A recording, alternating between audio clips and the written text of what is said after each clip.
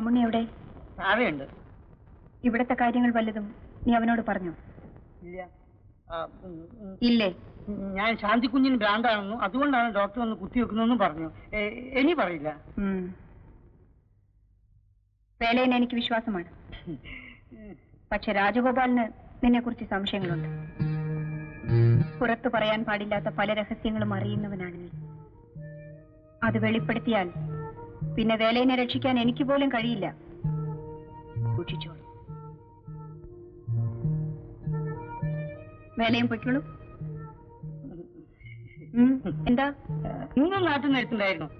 അമ്മാവിന്റെ കല്യാണക്കാര്യമായിരിക്കും. ഇനി താമസിച്ചാൽ പറ്റില്ലെന്നാണ് അമ്മാവിന്റെ എഴുത്തിൽ. എന്നാൽ ഉടനെ പുറപ്പെട്ടോളൂ. ഉറപ്പണ്ണല്ലേ വധു? അമ്മാവിന്റെ മകളാ. പേര് വധു എന്നല്ല, കാർത്തിയായിനി. കാർത്തിന്ന് വിളിച്ചു. കാർത്തി എങ്ങനെയാണ്? കാഴ്ചയിൽ സുന്ദരിയാണോ? നിങ്ങൾ തമ്മിൽ സ്നേഹമായിരിക്കും.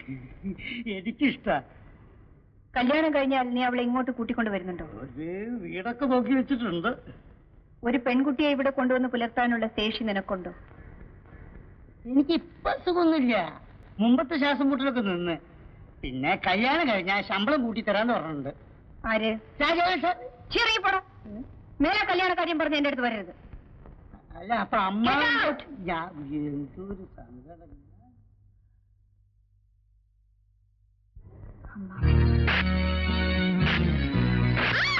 ഈ തറവാട് ദുഷ്ടയുണ്ടാക്കാൻ ശ്രമിച്ച അസത്തെ നിലയം കൊല്ലും. ഇനിയും ഇത് ആവർത്തിച്ചാൽ എനിക്കിങ്ങനെ ഒരു പെങ്ങളും അനന്തരവളും ഇല്ലെന്ന് ഞാൻ കരുതും.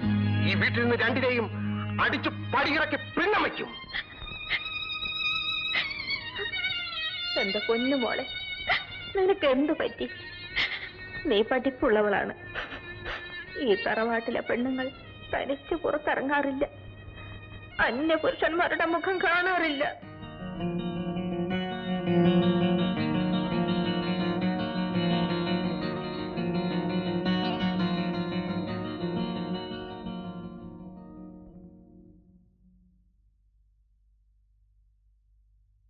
ഞാൻ വാങ്ങിച്ചെന്ന ഡ്രസ് രാമുണിക്ക് ഇഷ്ടപ്പെട്ടില്ലേ? എനിക്ക് വേണ്ട. ഈ വേഷത്തിൽ എന്റെ കൂടെ ജോലി ചെയ്യാൻ പറ്റില്ല. എനിക്ക് നിങ്ങളുടെ ജോലി വേണ്ട. ഞാൻ പോകുന്നു. ഓഹോ, യാത്ര ചോദിക്കാൻ വന്നാണല്ലേ? നാട്ടിലേക്കായിരിക്കും. അമ്മുവിനെ കാണാൻ. അതോ ശ്രീദേവി കുഞ്ഞമ്മയോ? അത് നിങ്ങൾ അറിയണ്ട. അറിയാം. നീ ആരാണെന്നും എന്തിനാണ് നാട് വിട്ട് ഓടിപ്പോന്നെന്നും എനിക്കറിയാം. എന്നിട്ടും ഞാൻ നിന്നെ സഹായിക്കാൻ തയ്യാറായി. എനിക്ക് നിങ്ങളുടെ സഹായം ആവശ്യമില്ല. ശരി, രാമുണ്ണിക്ക് ഇഷ്ടമില്ലെങ്കിൽ പൊയ്ക്കോളൂ. പക്ഷേ പോകുന്നതിന് മുമ്പ് എനിക്കൊരു അപേക്ഷയുണ്ട്. ഇതൊന്ന് വായിക്കൂ. എന്താണിത്? പുറപ്പെടുന്നതിന് മുമ്പ് രാമുണ്ണി അറിഞ്ഞിരിക്കേണ്ട കാര്യം.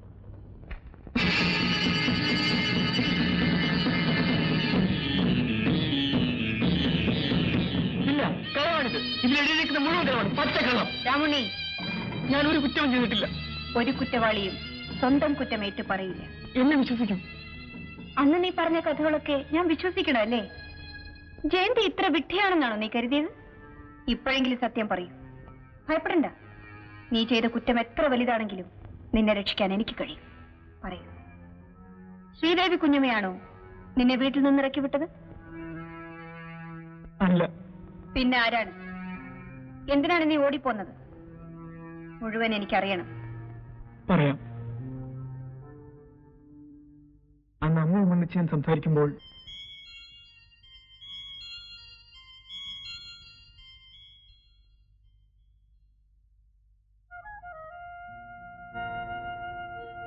രാമുണ്ണി ഇത്ര കുസൃതിയാണെന്ന് ഞാൻ അറിഞ്ഞില്ല. എന്നാൽ ഇത് കൊള്ളില്ല കേട്ടോ. പ്രായം തികഞ്ഞ പെണ്ണുമായി ഇങ്ങനെ കൂടിക്കഴിഞ്ഞാൽ അത് അപകടമാണ്. അതിന്റെ ദോഷം നിനക്കാ. മനസ്സിലായോ? ഇപ്രാവശ്യം ഞാനിത് മറച്ചു വയ്ക്കാം. ഇനി ഇത് ആവർത്തിക്കരുത്.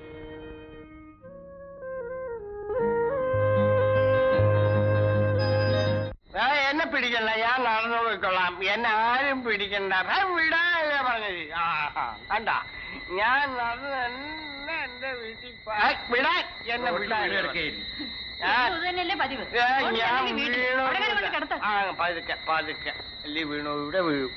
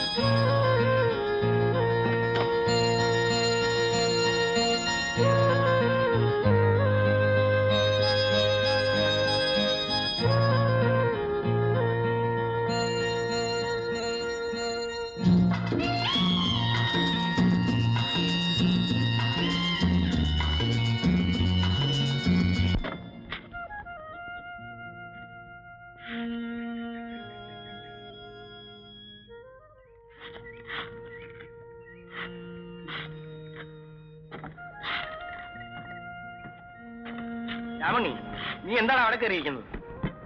ഒന്നുമില്ല. നീ എന്താ വല്ലാതിരിക്കുന്നത്? സുഖമില്ലേ? ഇല്ല. പിന്നെ എന്തിനാ വെയിലത്തിരിക്കുന്നത്? പോയി കിടന്നോ.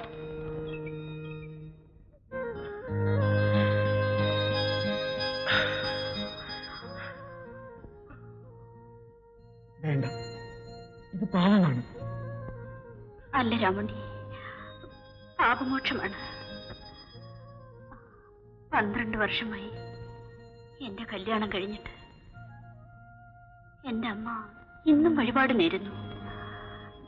എന്തിനാണെന്നോ, എനിക്കൊരു കുഞ്ഞുണ്ടായി കാണാൻ. രാമണ്ണിക്ക് എന്നെ ഇഷ്ടമല്ലേ? എനിക്ക് പേടിയാവുന്നു. പേടിക്കണ്ട, അദ്ദേഹം ഇപ്പൊ വരില്ല. വാതിൽ തുറക്കാൻ.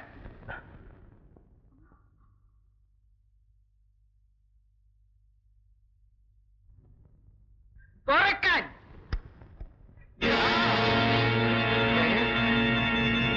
എടീ, ഇല്ല, ഞാൻ കൊന്നിട്ടില്ല. പതുക്കെ. ഈ വീട്ടിലെ ചുവരുകൾക്ക് പോലും ചെവിയുണ്ട്. ഞാൻ അവരെ കൊന്നിട്ടില്ല. അതെനിക്കറിയില്ല. പക്ഷെ പോലീസ് അന്വേഷിക്കുന്നത് നിന്നെയാണ്. ശ്രീദേവി കുഞ്ഞ് വെട്ടിക്കൊന്ന നാട് വിട്ട രാമുണ്ണിയെ വായിച്ചില്ലേ? കളവാണ്, അതിനെഴുതിയിരിക്കുന്ന കളവാണ്. സത്യമായാലും രാമുണ്ണി ഭയപ്പെടണ്ട. ഈ വീട്ടിൽ നീ എന്നും സുരക്ഷിതനായിരിക്കും. ഈ ഉടുപ്പുകൾ മാറാമോ? പുറത്തു പോയാൽ നിനക്ക് രക്ഷപ്പെടാൻ കഴിയില്ല. എന്താണ് ആലോചിക്കുന്നത്? ഒരു കൊലയല്ലേ ചെയ്തിട്ടുണ്ട്. ഞാൻ സാരമില്ല, ഇനി സൂക്ഷിച്ചാൽ മതി. ഒന്നിലധികം കൊല ചെയ്തവർ എന്നോടൊന്നിച്ച് ജോലി ചെയ്യുന്നുണ്ട്. ആ കൂട്ടത്തിൽ നീ ഇവിടെ നിന്നോളൂ. എന്ത് തീരുമാനിച്ചു? നിൽക്കാം. എങ്കിൽ നാളെ തൊട്ട് ഡ്രൈവിംഗ് പഠിച്ചോളൂ. വീരയനോട് ഞാൻ പറഞ്ഞിട്ടുണ്ട്.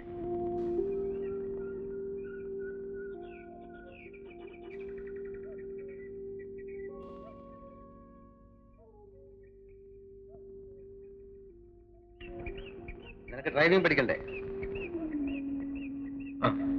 എന്നാ വാ.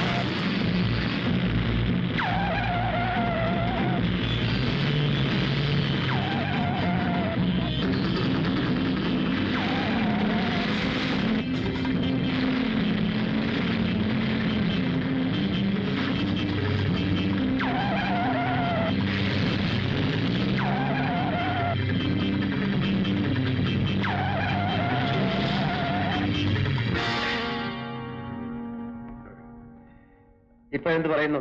പഠിക്കാമോ? പഠിക്കാം. പിടി. ലെഫ്റ്റ് ഓടി.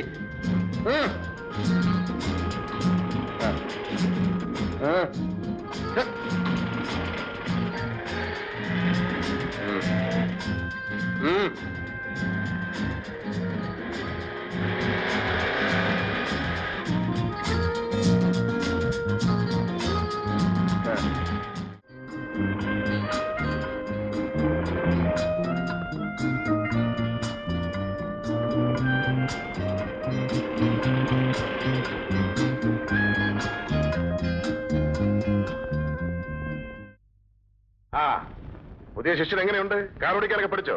ഞാൻ ഉദ്ദേശിച്ചതിലും കൂടുതൽ വേഗം പഠിച്ചു. ഓ, അപ്പോ ഒരാൾ പിടിക്കനാണല്ലേ. വിരയൻ, നീ ഒരു വിഡ്ഢിയാകരുത്. ആയതുകൊണ്ടാണല്ലോ നിങ്ങൾ പറഞ്ഞ ജോലിയെല്ലാം ഞാൻ ചെയ്തത്. കൂട്ടത്തിൽ അവനെ ഡ്രൈവിംഗ് പഠിപ്പിച്ചതോട് പറയൂ. അതിന്റെ ഫലം എന്താണെന്ന് നിനക്കറിയാമോ? നാളെ അവൾ നിന്നെ ആ വീട്ടിൽ നിന്ന് പുറത്താക്കും. നിനക്ക് നിന്റെ ജോലി നഷ്ടപ്പെടും. ജോലി മുമ്പ് പറഞ്ഞെല്ലാം ഓർമ്മയുണ്ടല്ലോ. എസ്റ്റേറ്റിൽ സൂപ്രണ്ടാക്കാം, കമ്പനിയിൽ ഷെയർ തരാം, അതുപോലെ എന്തെല്ലാം. എന്നിട്ടിപ്പോ എനിക്കൊരു ഡ്രൈവറുടെ ജോലി നഷ്ടപ്പെടുന്നതിൽ നിങ്ങൾക്ക് സങ്കടമുണ്ടല്ലേ? വീരയൻ, ഞാനൊന്നും മറന്നിട്ടില്ല. എന്നാൽ ജോലി തീരുന്നതിന് മുമ്പ് കൂലി ചോദിക്കരുത്. ആ ശാന്തി ഇപ്പോഴും ജീവിച്ചിരിക്കുന്നു. ഒരു നിമിഷം കൊണ്ട് തീർക്കാനുള്ള കാര്യമേ ഉണ്ടായിരുന്നുള്ളൂ. ജയന്തിയാണ് എല്ലാം തെറ്റിച്ചത്. അവളുടെ പ്ലാനുകൾ എന്താണെന്ന് ആർക്കറിയാം? അത് ശ്രദ്ധിക്കാൻ നീ അവിടെ വേണം. ഇല്ലെങ്കിൽ നാം ഉദ്ദേശിച്ച കാര്യങ്ങളൊന്നും നടക്കില്ല. വീരയ്യന് മനസ്സിലായോ?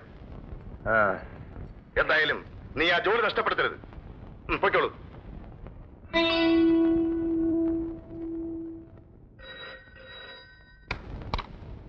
ഹലോ, മലയാളത്തിൽ സംസാരിക്കണോ? എന്തോ രാജഗോപാൽ സാറാണോ? സാറേ, ഞാൻ ആരും അറിയാതെ എന്തോ ഇവിടെ ഇല്ല, എസ്റ്റേറ്റ് പോയിരിക്കോ?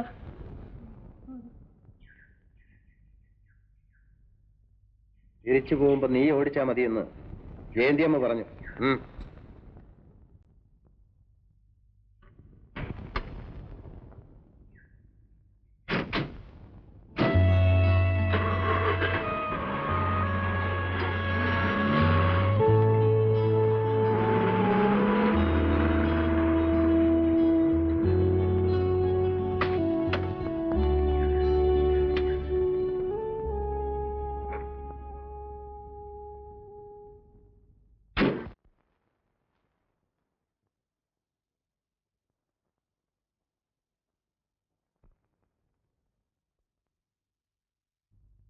അപ്പോ ഇനി മുതൽ രാവണ്യാണ് ഇവിടുത്തെ ഡ്രൈവർ അല്ലേ?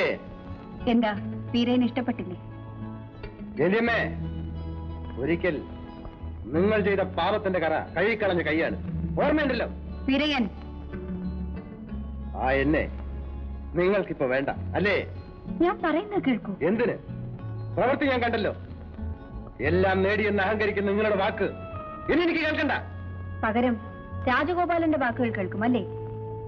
എങ്കിൽ അങ്ങോട്ട് ചെന്ന് ചോദിക്കൂ.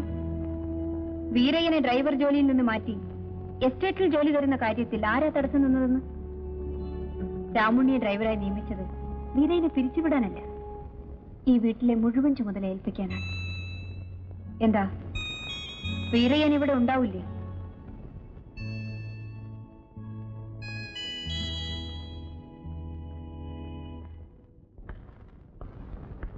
ഇനി അത് ചേട്ടൻ വെച്ചോളൂ. നീ എന്നോട് കൽപ്പിക്കുന്നു.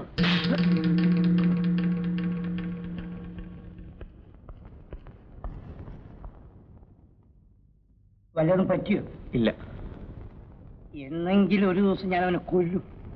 പക്ഷെ അതിനുള്ള ആരോഗ്യം ദൈവം തന്നില്ലല്ലോ.